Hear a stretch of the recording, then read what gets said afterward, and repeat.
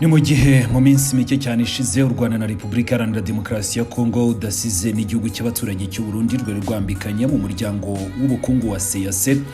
Kuri ubu ngubu n'ubundi ibyo bihugu byongeye birasubira ariko noneho biza gufata umuyaga. N'ubundi iki gihugu cy'abaturanyi cy'u Burundi ndetse na Repubulika Iharanira Demokarasi ya Congo bagiye barya karungu babuza u Rwanda gufata inshingano zo kuyobora umuryango wa RECS.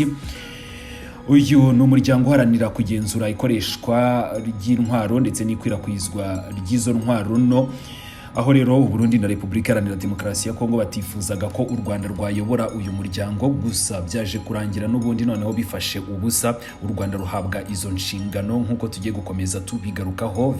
Biruta niwe ugiye kuyobora uyu muryango. Reba hasi handitse subscribe, n'amakuru menshi cyane nk'aya ngaya ashingiye kuri kandi uzajya ukomeza kubonera kugiye nk'ibisanzwe 5 kuri 5. Ndetse rero nanjye ubwanjye sinshaka gukomeza kwizimba mu magambo, ahubwo reka nihute nkugezeho iyi nkuru n'ubundi isa naho itunguranye, kuko ibyo bakoze nta n'iminsi mike cyane yari inyuzemo. Bari bashatse kongera kubisubiramo muri Kenya, gusa biza gufata ubusa. Ni Repubulika Iharanira Demokarasi ya Congo n'u Burundi bongeye gutsindwa mu mugambi wabo kuburizamo ubuyobozi bw'u Rwanda muri RECSA i Nairobi. Ni mu gihe u Rwanda rwakiraga ku mugaragaro ubuyobozi bw'inama y'abaminisitiri b'umuryango w'akarere waharanira kugenzura ikoreshwa n'ikwirakwizwa ry'intwaro nto RECSA. Byongeye kugaragara ko imigambi ya Repubulika Iharanira Demokarasi ya Congo n'u Burundi yo kubuza u Rwanda inshingano zo mu nzego mpuzamahanga ikomeje gutsindwa. Kuri uyu wa gatanu tariki ya 13 Kamena 2025 nibwo u Rwanda rwashyikirijwe ibirango n'ibikoresho by'ubuyobozi bwa RECSA n'uwari minisitiri w'ubutegetsi bw'igihugu wa Kenya witwa Mokomeni. Ni mu muhango wabereye i Nairobi. U Rwanda rero rwasimbuye Kenya rusigariraho cyangwa se rufata inshingano, aho rwari rushyigikiwe na Tanzania n'umuryango nk'umunyamuryango umwungirije ni nawe wahawe izo nshingano. Nk'uko rero byatangajwe na ambasaderi w'igihugu cy'u Rwanda akaba na minisitiri w'ububanyi n'amahanga n'ubutwererane Olivier Nduhungirehe, ni ku rubuga rwa X yagize ati Repubulika Iharanira Demokarasi ya Congo yongeye kugaragaza imyitwarire irimo uburakari n'ipfunwe ryinshi, bagerageza gukoma mu nkokora iyimikwa cyangwa se guhabwa umwanya wo kuyobora umuryango kugira ngo u Rwanda rube umuyobozi wa RECSA. Ese nawe ujya wibaza wakura muganga gakondo utanga ubuvuzi bw'umwimerere bushingiye ku bimera nta mpamvu yo gusiragira? Igisubizo habonetse muganga gakondo utanga inama n'ubuvuzi ku ngo z'abaswe n'amakimbirane, kuba baswe n'ibiyobyabwenge namwe mwashyizwe igorora, kuko muganga gakondo abafasha gutandukana n'ibyo binyagwa. Ku bagore n'abakobwa bajya mu mihango iva ntikame cyangwa se abayibuze burundu, namwe mwatekerejweho. Ku bafite ingano y'igitsina batishimira ndetse n'abo gutera akabariro byanze, aya mahirwe ntabacike. Avura indwara zitandukanye zirimo nk'amarozi y'ubwoko bwose, nyabingi, ibitegano, ibigaburano. Akarusho kandi kubivuza indwara nk'umwijima, amibe, rubagimpande, namwe mwatekerejwe. Kuba ari imahanga namwe ntabwo twabibagiwe, kuko dukora na DHL tukabagezaho imiti yacu. Ku bindi bisobanuro hamagara nimero ya telefone ikurikira 0788555737.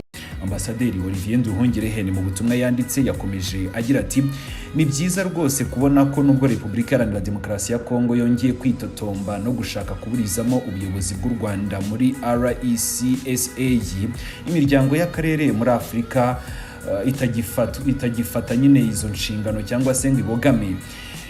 Ntabwo yafashe bugwate cyangwa ngo ihindurwe ibikoresho by'ubutegetsi bwa Kinshasa bwugarijwe n'ubwigunge.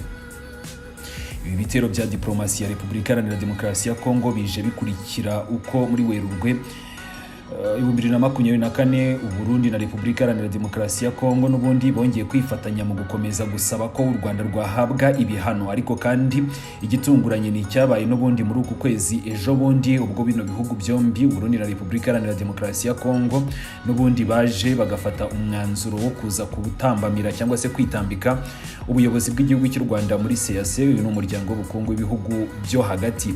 Bagerageje rero gukomeza guhatiriza ibihugu biza kurangira ibihugu bitandukanye bifashe umwanzuro w'uko u Rwanda rudahabwa uwo mwanya, ndetse rero ni ibyatumye u Rwanda ako kanya narwo rufata umwanzuro wo kwikura muri uwo muryango rwagaragaje ko ari umuryango utagendera ku mahame ndetse n'amategeko bashyizeho umukono mbere yo kuwutangiza.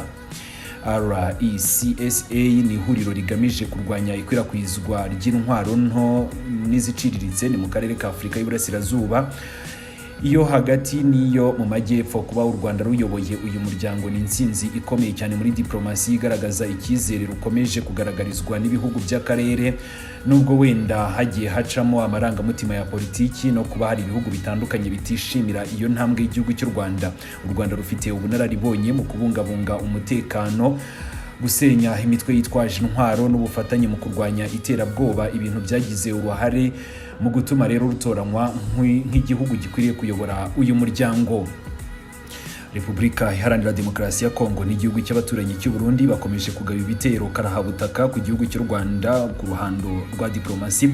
Gusa kandi ibihugu bitandukanye nabyo byamaze kuvumbura neza ko bidakwiriye gukomeza gutegekeshwa cyangwa se kugendera mu mujyo wa Repubulika Iharanira Demokarasi ya Congo. Ari nayo mpamvu rero bino bihugu byo byahisemo kutubaha Repubulika Iharanira Demokarasi ya Congo n'u Burundi, bahitamo gufata umwanzuro w'uko u Rwanda rugomba kuyobora uyu muryango nta kabuza.